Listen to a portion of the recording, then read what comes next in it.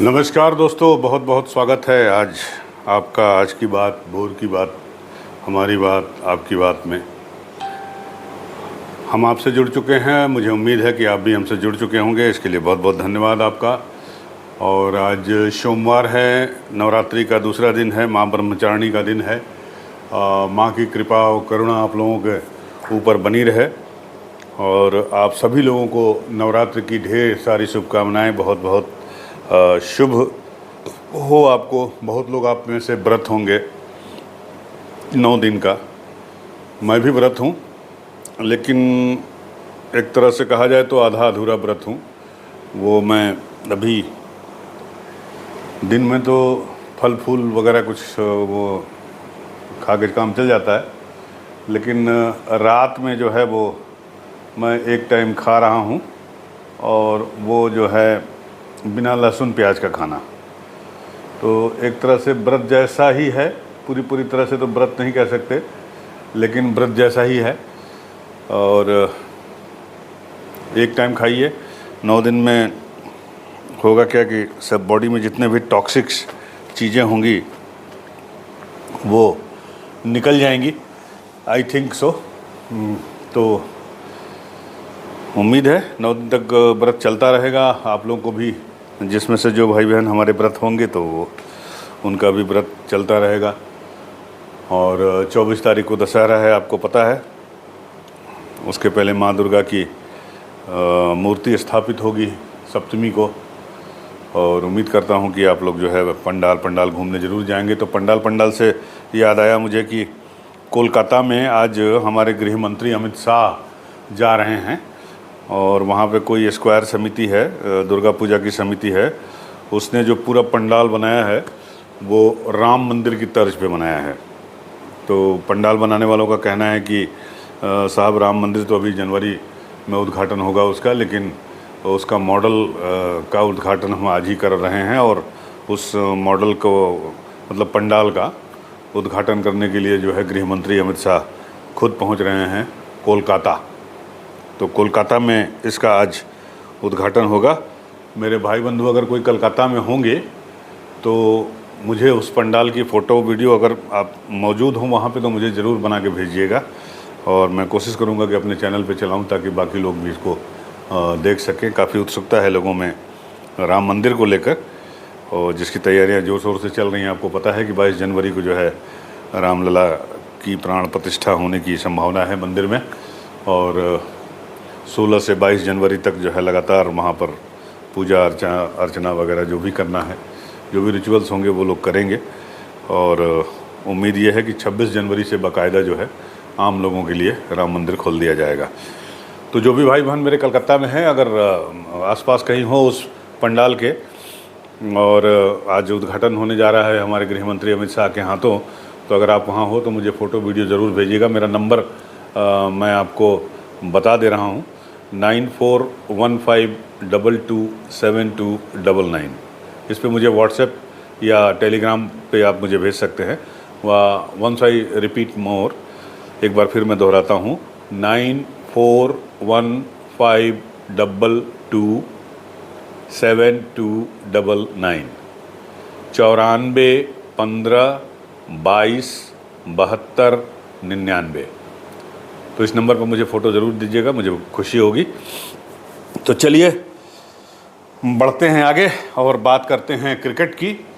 अपने राशिद भाई ने, राशिद खान साहब, अफ़गानिस्तान टीम के सुपरस्टार स्पिनर, उन्होंने जो है वो कल एक ट्वीट किया था, और उसमें उन्होंने जो है भारतीय दर्शकों को या भारत के लोगों को धन्यवाद दिया कि उन्होंने बहुत साथ दिया, बहुत प्यार दिया अफ़गानिस्तान की टीम को, और उसके लिए उन्होंने धन्यवाद किया है। तो राशिद भाई को भी हमारी पूरी यूपी न्यूज़ 9 की टीम की तरफ से और हमारे दर्शकों की तरफ से राशिद खान के साथ साथ पूरी अफ़गानिस्तान की टीम को बहुत बहुत बधाई। जैसा कि आपको पता है कि कल जो है एक बहुत बड़ा उलटफेर किया अफ़गानिस्तान ने, कि उसने पिछली चैम्पियन इंग्लैंड को जो है हरा दिया करीब 69 रनों से।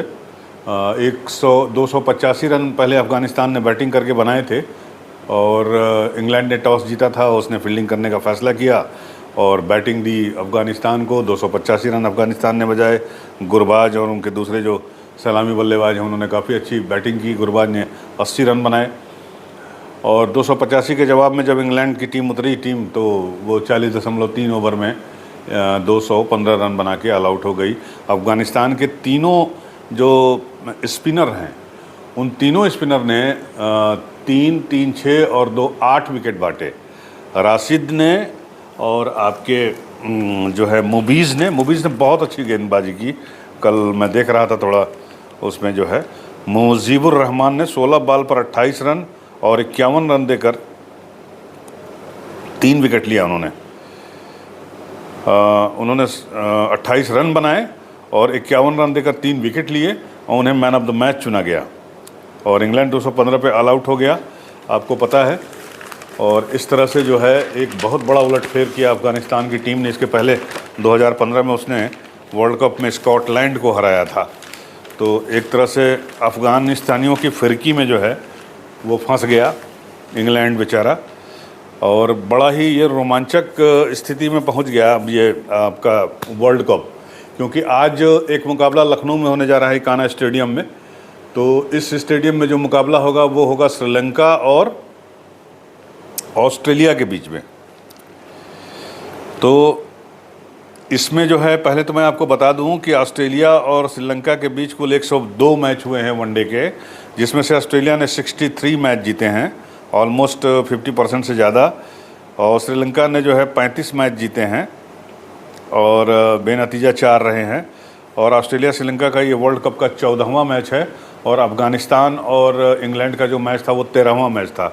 तो एक के लिए 13 का अंक लकी साबित हुआ और दूसरे के लिए 13 का अंक बैड लक साबित हुआ।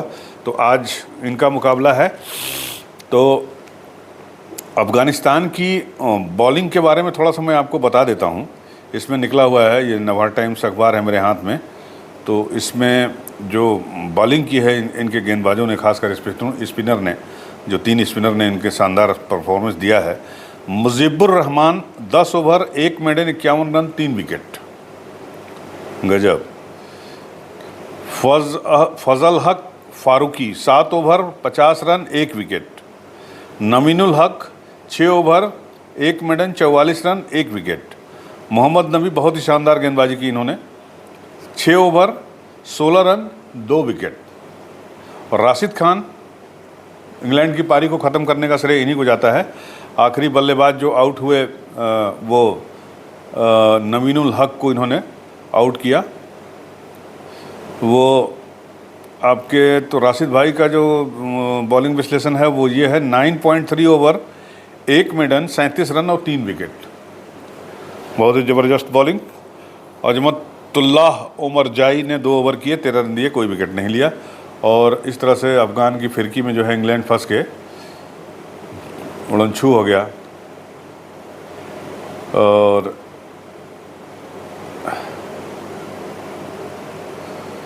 एक तरह से जो है ये बहुत मतलब रोमांचक दौर में पहुंच गया वर्ल्ड कप का ये टूर्नामेंट। और आज जो मुकाबला है वो दोनों ऐसी टीमों के खिलाफ है लखनऊ के कान्हा स्टेडियम में, कि दोनों 2-2 मैच हार गए हैं अपने शुरुआती। ऑस्ट्रेलिया 5 बार की वर्ल्ड चैम्पियन, वो हार चुकी है और दोनों मैच अपने, श्रीलंका दोनों मैच अपने हार चुकी है। और उधर जो है श्रीलंका के साथ दिक्कत क्या है कि उसकी एक तो बॉलिंग दिक्कत हो रही है और उसके कप्तान जो है दासुन सनाका रिटायर्ड हर्ट यानी घायल हो गए हैं। तो श्रीलंका के टॉप बॉलर का ना होना टीम के लिए बड़ी दिक्कत साबित हो रहा है। श्रीलंका 1996 के वर्ल्ड कप के फाइनल के अलावा कभी भी कंगारू टीम को हरा नहीं सकी है। 8 हार के बाद टीम के सामने इस मिथक को तोड़ने और वर्ल्ड कप में बने रहने का सबसे बड़ा चैलेंज होगा। जो भी टीम अपना लगातार तीसरा मैच हारेगी उसके लिए सेमीफाइनल का सफ़र बेहद मुश्किल हो जाएगा। तो आज यानी जो टीम हारती है, चाहे वो ऑस्ट्रेलिया हो या श्रीलंका हो, लगभग वो इस आपके उससे जो है बाहर हो जाएगी, वर्ल्ड कप की रेस से लगभग, अगर कोई चमत्कार या मिरेकल नहीं हुआ तो बाहर हो जाएगी। और दोनों ही ऐसी टीमें हैं जो वर्ल्ड कप जीत चुकी हैं। बड़ा ही दिलचस्प वर्ल्ड कप हो रहा है, एक ऐसा वर्ल्ड कप जिसमें कभी क्रिकेट के बादशाह कहे जाने वाले वेस्ट इंडीज़ की टीम नहीं खेल रही है। आपको पता है ना, वेस्ट इंडीज जिसकी टीम को हराकर हमारे कपिल पाजी ने जो है हमारे देश को पहला वर्ल्ड कप दिलवाया था 1983 में। वो याद होगा आपको, क्या जलवा था हमारी टीम का वर्ल्ड कप जीतने के बाद, और क्या वो मैच खेले थे। आप लोगों को याद हो अगर, अपने कपिल पाजी की जिम्बाब्वे के ख़िलाफ़ जो 175 रन की पारी उन्होंने खेली थी। साथ ही साथ कपिल पाजी का वो कैच आपको याद होगा फाइनल में जो विवियन रिचर्ड्स का उन्होंने लिया था 35 कदम दौड़ते हुए। तो वही वेस्ट इंडीज़ की टीम जो एक समय बादशाह मानी जाती थी और शुरुआती के लगातार 2 वर्ल्ड कप जीते थे उसने, और उस वक्त जीते थे तब वर्ल्ड कप 60 ओवर का हुआ करता था। यानी हमारे कपिल पाजी ने जो वर्ल्ड कप जीता है वो 60 ओवर का जीता है। उसके बाद हमारे MS धोनी साहब ने जो जीता है वो 50 ओवर का जीता है, और अभी भी अब 50 ओवर का ही होता है, पहले 60 ओवर का होता था। तो ये है, देखिए क्या होता है इसमें कि बगैर वेस्ट इंडीज़ के ये वर्ल्ड कप हो रहा है, जिसकी पेस बैटरी एक समय एंडी रॉबर्ट्स, माइकल होल्डिंग जैसे बॉलर गजब के, मतलब क्या बताएं आपको, बल्लेबाज Vivian Richards, Clive Lloyd, Andy Gomes, ऐसे बल्लेबाज, मतलब जो एक बार उन्होंने लिली और थॉमसन के दौर में ऑस्ट्रेलिया का बाजा बजा दिया था लेकिन वो इस बार क्वालिफाई ही नहीं कर पाई वेस्ट इंडीज़ की टीम। तो देखिए उसकी जगह अफ़गानिस्तान बढ़िया खेल रहा है। आई होप कि अफ़गानिस्तान जो है अब उसकी पहली कोशिश होगी कि वो किसी तरह सेमीफाइनल पहुँचे, क्योंकि इंग्लैंड को हराने के बाद उसके हौसले बेहद बुलंद हैं। तो ये है, और आज का मैच जो है वो आपको पता है कि जीत का खाता खोलने के लिए हो रहा है ऑस्ट्रेलिया और श्रीलंका के बीच। तो ऑस्ट्रेलिया के और श्रीलंका के जो खिलाड़ी हैं उनके ऊपर जो नज़र अगर आप रखते हैं तो श्रीलंकाई विकेटकीपर बैटर कुशल मेंडिस ने ऑस्ट्रेलिया के खिलाफ 11 पारियों में 50.33 की औसत से वनडे रन बनाए हैं। इस वर्ल्ड कप में उन्होंने 2 पारियों में 99 की औसत से 166.39 की स्ट्राइक रेट से 198 रन बनाए हैं। सदीरा समर विक्रमा ने 2 पारियों में 131 रन बनाए हैं। ऑस्ट्रेलिया के लिए जोश हेजलवुड ने 2 मैचों में 24.50 की औसत से 4 विकेट चटकाए हैं। इकाना की नई पिच बल्लेबाजों के लिए मददगार साबित हो रही है। क्विंटन डिकॉक ने सेंचुरी जड़कर इसे साबित किया है, जो पिछला मैच हुआ था। पिछले दिनों साउथ अफ्रीका ने ऑस्ट्रेलिया के खिलाफ 300 रन का आंकड़ा पार किया था, जो इस स्टेडियम का रिकॉर्ड स्कोर था। टॉस जीतने वाली टीम पहले ज़रूर बैटिंग करना चाहेगी। अब इनके जो प्रोबेबल 11 होगी ऑस्ट्रेलिया और श्रीलंका की, वो भी इसमें छपा हुआ है। ऑस्ट्रेलिया में डेविड वार्नर कप्तान है, Mitchell Marsh, Steve Smith, Marnus Labuschagne, जोश इंग्लिश विकेटकीपर हैं, ग्लेन मैक्सवेल, कैमरन गीन, मिचेल स्टार्क, पैट कमिंस कप्तान हैं, और माफ़ कीजिएगा मैंने डेविड वार्नर बता दिया था, पैट कमिंस कप्तान है, Adam Zampa, Josh Hazlewood. Sri Lanka के हैं पाथुम निसांका, कुशल परेरा, कुशल मेंडिस कप्तान plus wicketkeeper, Sadeera summer Vikrama, चरित असालंका, धनंजय डिसिल्वा, दुनित वेलालागे, चमिका करुणारत्ने, महेश तीक्ष्णा, कासुम रजीता, दिलशान मधुशंका। ये टीम है।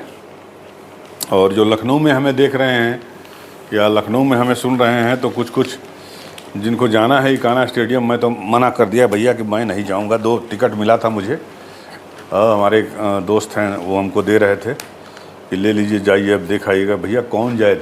अब देखिए इसमें क्या क्या करना पड़ेगा आपको अगर आप इकाना में मैच देखने जा रहे हैं। तो ये अखबार में छपा है नवार टाइम्स में। तो क्रिकेट मैच देखने जा रहे हैं तो जान लिए काम की बातें। मैं लखनऊ के दर्शकों से इस वक्त मुखातिब हूँ। लखनऊ के क्या दर्शक हैं, अगर आप वर्ल्ड कप का कहीं भी मैच देखने जाएंगे तो कमोबेश ये सारी चीज़ें जो है आपको फॉलो करनी पड़ेगी। तो मैं सोचता हूँ कि 2 मिनट आपको बता दूँ ये क्या क्या है। पहली बात कि इकाना स्टेडियम में मैच देखने जा रहे हैं तो टिकट की हार्ड कॉपी ले जाइए। मोबाइल पे दिखाएंगे तो एंट्री नहीं मिलेगी।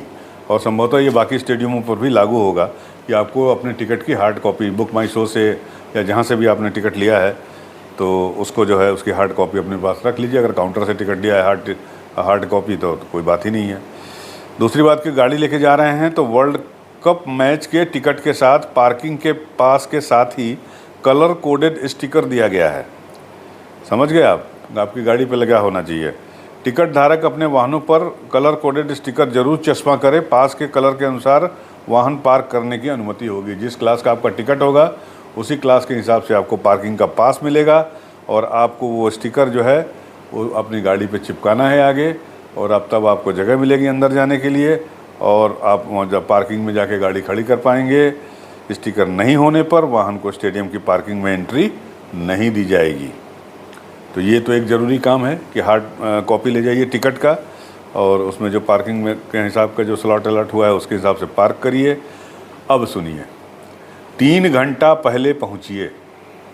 अब बताइए साहब, 2 बजे से मैच है तो 3 बजे का मतलब कि आप 12 नहीं 11 बजे पहुंच जाइए। ठीक है, पढ़ लेता हूं, पहले 2 लाइन सुन लीजिए फिर बताता हूं। मैच शुरू होने के 3 घंटे पहले स्टेडियम में पहुंचना होगा। बाहर निकलने पर दोबारा एंट्री नहीं दी जाएगी।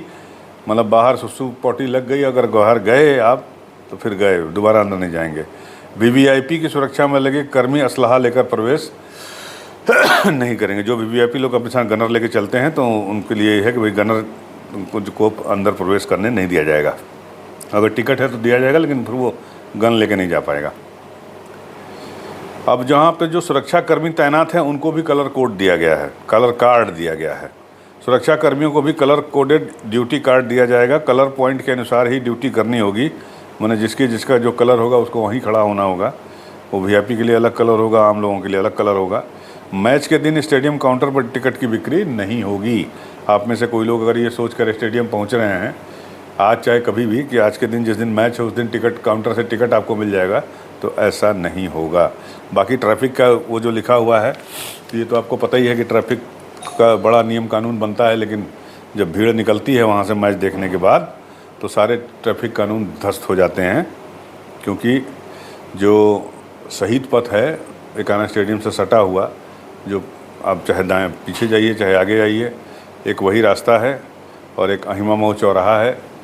तो जाहिर सी बात है कि जाम रहेगा। तो मैं बता रहा था आपको कि 3 घंटे पहले जाना है। अब बताइए साहब, 3 घंटे पहले जाने का मतलब कि 11 बजे आपको स्टेडियम में चले जाना है या पहुंच जाना है स्टेडियम पे। और अगर 11 बजे स्टेडियम पे पहुंचना है तो आप अपने घर से जो है 10 बजे निकल जाइए, और 10 बजे निकलना है तो सुबह 9 बजे तक तैयार हो जाइए, 9:30 बजे तक। हाँ, तो माने सुबह 8, 8:30, 9 बजे से लेके और रात को 8 बजे तक ये मैच चलेगा मेरे ख्याल से। हाँ, तो 8 बजे तक मैच में जब ख़त्म होगा तो उसके बाद 2 घंटा जाम में फंसिए गाड़ी लेके। वीआईपी तो है नहीं कि हुरा हुटर बजाते हुए और तो वो स्कॉट के साथ जो है आप निकल जाइएगा। तो सुबह 10 बजे से लेके रात को 10 बजे तक 12 घंटे की ड्यूटी दीजिए, तब जाके आप मैच देखिए। तो ऐसा मैच देखने को मैंने नमस्कार कर दिया। हमने कहा भैया मेरे को टिकट नहीं चाहिए, आप रख लीजिए और किसी दूसरे क्रिकेट प्रेमी को दे दीजिए जो बहुत ज़्यादा उसको उत्सुकता हो स्टेडियम में बैठ के मैच का देखने का, मैच के अनुभव करने का। क्योंकि 12 घंटे में बहुत सारे दूसरे काम भी निपटा लूँगा अपने चैनल के, अपने पर्सनल बच्चों के। तो लिहाजा मैंने कैंसिल कर दिया कि साहब मैं नहीं जाऊँगा। एनीवे, लखनऊ में मैच हो रहा है। मुझे उम्मीद है कि जो लोग जाएंगे वो एंजॉय करेंगे और कुछ चीज़ों का ध्यान रखेंगे।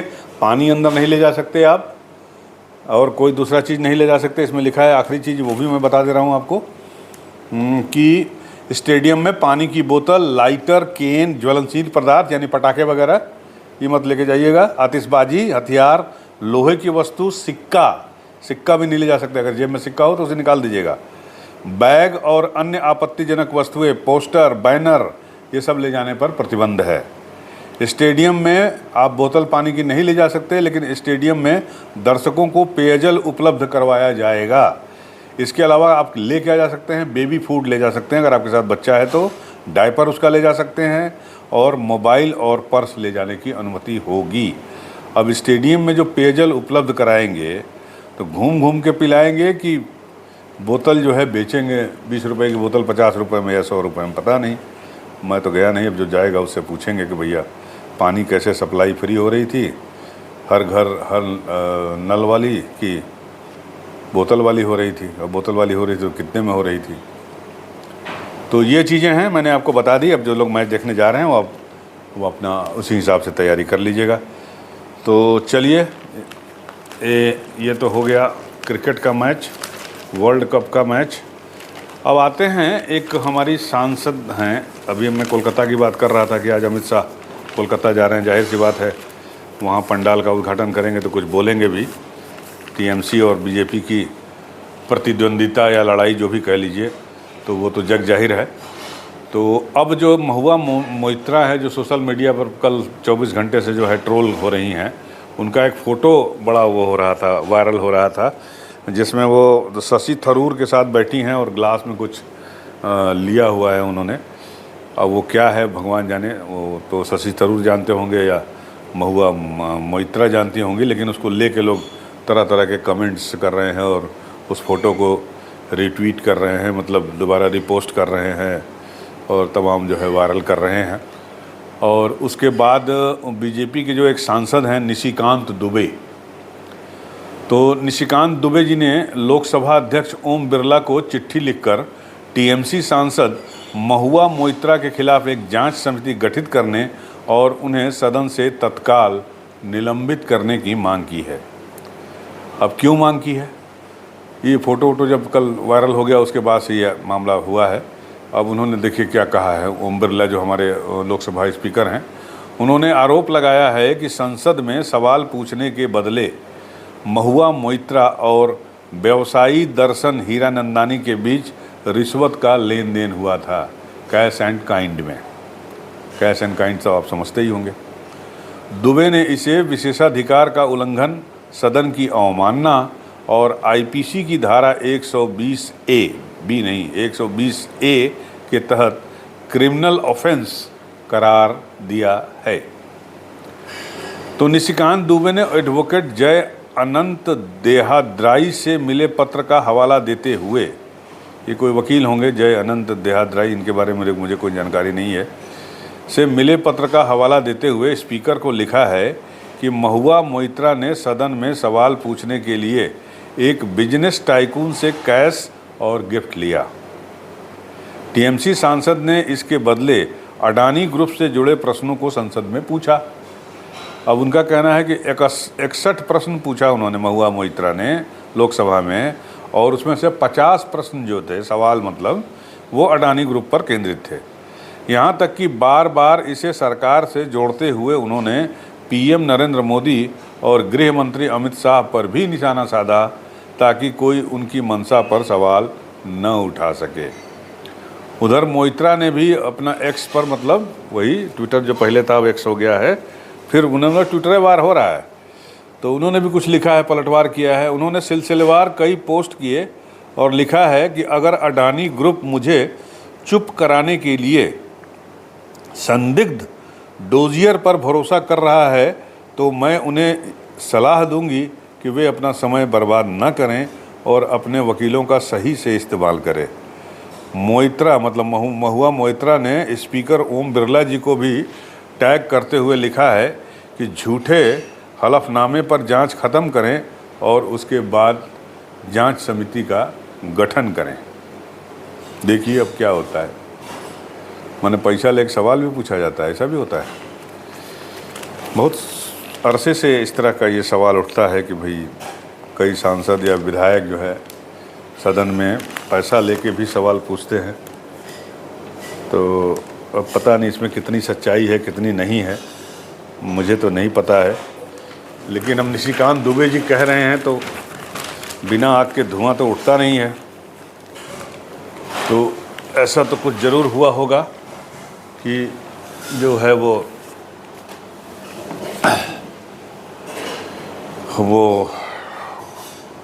बिना आग के धुआं नहीं उठता है भाई।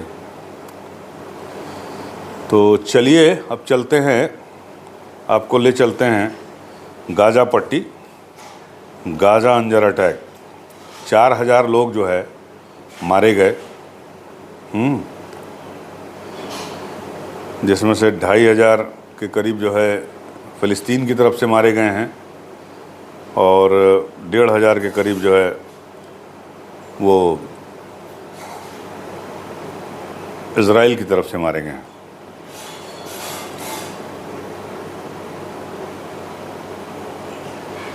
अब मोड़ जो है बड़ा दिलचस्प उस पे पहुंच गया है। दिक्कत यह है कि इज़राइल ने ये कह दिया कि साहब आप जो है 24 घंटे के अंदर उत्तरी गाज़ा खाली कर दीजिए। अब उत्तरी गाज़ा जहाँ 11 लाख लोग रहते हैं, बताइए साहब पॉसिबल है कि आप 24 घंटे में 11 लाख लोगों को इवैक्यूएट कर दें? और हमास के ख़िलाफ़ आपका ऑपरेशन है, तो हमास के ख़िलाफ़ ऑपरेशन है तो 11 लाख लोग जब भागेंगे कहीं, मान लीजिए एक ही रास्ता है वहाँ जाने का गाज़ा, साउथ गाज़ा में, मिस्र में, तो उसमें से आप कैसे पहचानेंगे कि कौन हमास का आतंकवादी है और कौन जो है निर्दोष नागरिक है? वो 11 लाख के साथ वो भी जो मतलब 2, 4, 5 हज़ार, 10 हज़ार या 20 हज़ार, 50 हज़ार जो भी हमास के लोग होंगे वो भी भाग जाएंगे। तो आप मारोगे किसको? सड़क को, गोदाम को, मकान को? अब 4 बजे जो है वो ख़त्म हो गया, उसकी मियाद ख़त्म हो गई। इज़राइल जो है उसकी सेना जो है, ग्राउंड फोर्स जो है पूरा गाज़ा पट्टी को घेरे हुए है, बॉर्डर को, और घेरे हुए उसको लगभग मेरे ख्याल से 2.5-3 दिन हो गया है और उसका अल्टीमेटम भी ख़त्म हो गया है। 4 बजे का था कल शाम तक का, तो 4 बजे शाम तक का वो अल्टीमेटम हो गया है। लेकिन अभी तक जो लेटेस्ट मैं देख रहा हूँ मोबाइल में, तो इसमें लाइव अपडेट दिखा रहा है, तो इसमें अभी भी मतलब जो है वार की स्थिति तो ख़राब हुई है, लेकिन अभी ग्राउंड अटैक संभवतः शुरू नहीं हुआ है। तो ग्राउंड अटैक शुरू हो सकता है। और इस बीच ईरान ने धमकी दी है इज़राइल को कि साहब जो है वो जिस तरह से आप कर रहे हैं उस हिसाब से हम भी जो है ये वार का जो वो है वो एक्सटेंड हो सकता है, यानी वार का फैलाव हो सकता है। तो अगर ऐसा हुआ तो बड़ा दिक्कत होगा, क्योंकि इज़राइल के इस कदम की आलोचना खुद इज़राइल में उसके लोग कर रहे हैं। कल आपने सोशल मीडिया पर देखा होगा कि बहुत सारे मतलब हज़ारों की तादाद में इज़राइली नागरिक जो है वो सड़क पर उतरे थे और उन्होंने नेतन्याहू से युद्ध को बंद करने की अपील की है। हम भी अपील करते हैं नेतन्याहू साहब से, प्रधानमंत्री इज़राइल के जो है उनसे और फ़िलिस्तीन के लोगों से कि भाई लड़ाई बंद करिए। बच्चा चाहे इज़राइल का मरे, चाहे बच्चा फ़लस्तीन का मरे, बच्चा बच्चा है। महिलाएं चाहे इज़राइल की हों या महिलाएं चाहे फ़लस्तीन की हों, महिलाएं हैं, माँ हैं, उनकी भी इज़्ज़त है। तो बूढ़े जो है वो चाहे फ़लस्तीन के हों चाहे इज़राइल के हों, बूढ़े बूढ़े हैं, बीमार हैं। अब यूएन की एक रिपोर्ट है और यूएन ने कहा है कि साहब अब जो वहाँ अस्पताल में भर्ती हैं गाज़ा में, जो लोग घायल हैं और जो लोग बीमार हैं, जिनके इलाज चल रहे हैं, किसी का डायलिसिस हो रहा है, किसी का खून चढ़ रहा है, किसी को कुछ हो रहा है, उस अस्पतालों में जो जनरेटर है, बिजली तो काट दिया है इज़राइल ने, तो जो जनरेटर है उसमें जो तेल है वो तेल कल तक ख़त्म हो जाएगा। 48 घंटे के लिए बचा हुआ था, जिसमें से 12 घंटे बीत चुके हैं और अब 36 घंटे बचे हैं, तो एक तरह से वो हो जाएगा। पानी की सप्लाई बंद कर दी थी इज़राइल ने, लेकिन अमेरिका के कहने के बाद, जो बाइडन जो राष्ट्रपति हैं उनके कहने के बाद पानी की सप्लाई संभवतः उसने कुछ पार्ट उसमें जो है शुरू किया है। लेकिन तेल की सप्लाई अगर नहीं होगी तो उसके बाद जो हज़ारों मरीज एडमिट है अस्पताल में वो मारे जाएंगे, वो उनकी हालत ख़राब हो जाएगी। एक बहुत बड़ी मानवीय त्रासदी होगी। इसके साथ ही इज़राइल के इस कदम की सारे देश आलोचना कर रहे हैं। आयरलैंड हो, मोरक्को हो, बहुत सारे देशेज हैं जिन्होंने इसका जो है वो कंडेम किया है। इसको चाइना भी आ गया है इसमें कंडेम में, कि चाइना ने कहा कि इज़राइल जो कर रहा है वो सेल्फ डिफेंस तो कतई नहीं है। तो एक मानवीय दृष्टिकोण से इसको देखना चाहिए और मुझे लगता है कि भारत सरकार को भी अपील करनी चाहिए कि युद्ध का रास्ता छोड़ के वो बातचीत की टेबल पे आएँ। जितना नुकसान होना था वो हो गया। हमास को जितना नुकसान करना था उसने इज़राइल का नुकसान कर दिया। इज़राइल का जितना नुकसान करना था, जो जवाब देना था उसने कर दिया। अब जो मारे जा रहे हैं वो निर्दोष नागरिक हैं, बच्चे हैं, महिलाएं हैं, पुरुष हैं। तो इन निर्दोषों की मौत बंद होनी चाहिए। और इस बार जो बातचीत हो, अगर होती है तो मैं ईश्वर से प्रार्थना करता हूँ कि दोनों देश और बाकी जो मित्र देश हैं वो बैठाएं साथ में, एक बातचीत करके एक जो है एमिकेबल सॉल्यूशन इंग्लिश का एक वर्ड है कि समेकित जो है इसका वो जो है सॉल्यूशन निकल जाए, कोई वो समाधान निकल जाए और उसके बाद कभी लड़ाई वड़ाई ना हो, क्योंकि युद्ध हमेशा मानवता के लिए विनाशकारी होता है और मेरे ख्याल से दुनिया में कोई भी इंसान युद्ध पसंद नहीं करेगा। तो आज के लिए बस इतना ही।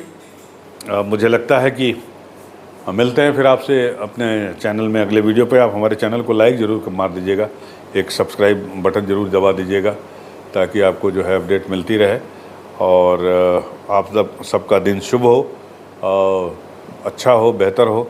इसी शुभकामनाओं के साथ मिलते हैं अगले वीडियो में। तब तक के लिए नमस्कार।